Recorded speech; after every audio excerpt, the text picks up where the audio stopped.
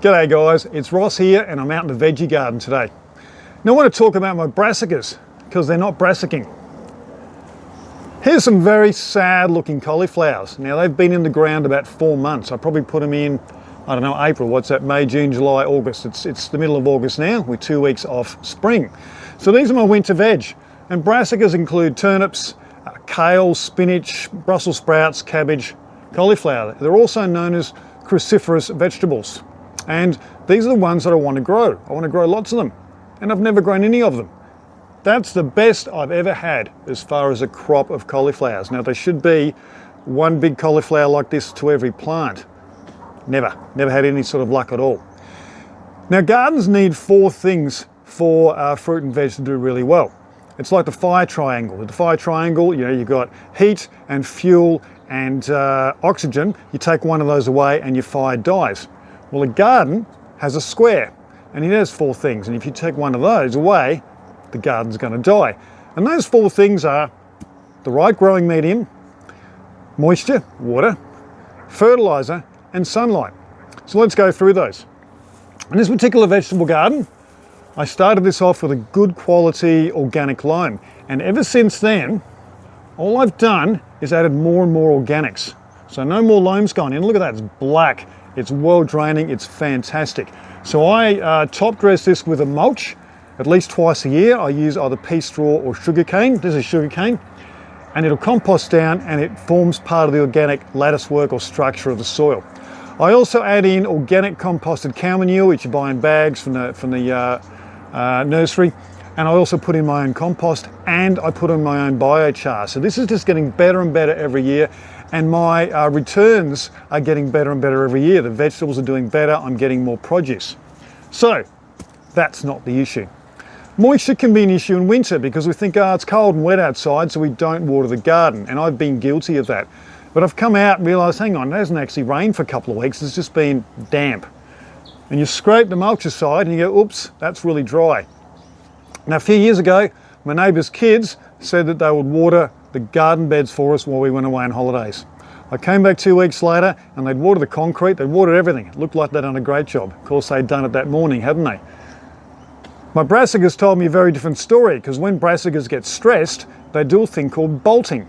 And they throw up a flower stalk and they go to seed really quickly because they go, oh, I'm dying, so I better go to seed.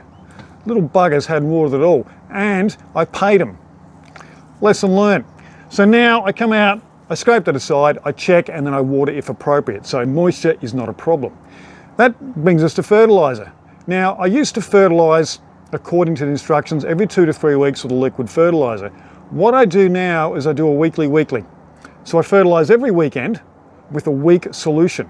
And heavy feeders like tomatoes absolutely love that. My tomatoes the last couple of years have been fantastic. So brassicas have everything they need from those first 3 sides of the gardening square. Just one small problem. They need 6 hours of direct sun every day and they're not getting it.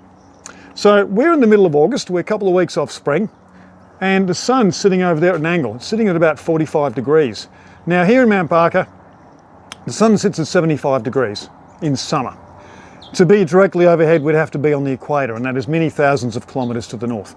So it's 75 degrees, and in winter, it drops down to about 40, 45 degrees. So it drops by about 30 degrees. And what happens is it drops behind the council reserve there, and I've got a bunch of 60-foot gum trees. So what this is getting is dappled sunlight, and it's just not enough. It doesn't matter what else I do, it's just not getting enough sun. Other things are getting enough sun. So I've got things that grow well in dappled sunlight. I've got some capsicums and some chives. Over here I've got some strawberries and potatoes. They're all doing really well. But brassicas are just never going to grow well in that environment. So if you have a similar problem or you're thinking of setting a garden bed up, my recommendation would be to go out and just sit there with a chair, sit on your chair with your drink and have a bit of a look around and spend a bit of time thinking about how the sun's going to interact over the year. So if you're setting this up in summer and the sun's overhead, that's great. What's going to be like in winter is going to be a building in the way, trees in the way, etc. Same thing, in winter the sun could be coming in under a tree, but in summer the tree could be in the way. And that may have an impact on either where you put the garden bed or what you're growing in the garden bed. Now I'm lucky, I've got an acre. I'm going to be taking these garden beds and I'm going to be putting a fair amount of effort in. I'll be moving all of them. I'm emptying them, moving them across to the southern side of the property and down the block about 50 metres. And I'm going to set them up in an area where there are a few trees to the east, but by about 10 o'clock in the morning, the sun will have cleared those and I'm going to have sun all afternoon. So I'm going to have, even on the shortest day of the year, I'll get 6 to 7 hours. So most of winter, they're going to have 7, 8, 9 hours of sun, and I'm expecting to get much, much better results. And I think that'll set me up really well for the future. So there you go, that's just a few hints and tips. If your brassicas aren't brassicing, that could be the reason why. All right guys, thanks for your time. Until next time, happy gardening. See ya.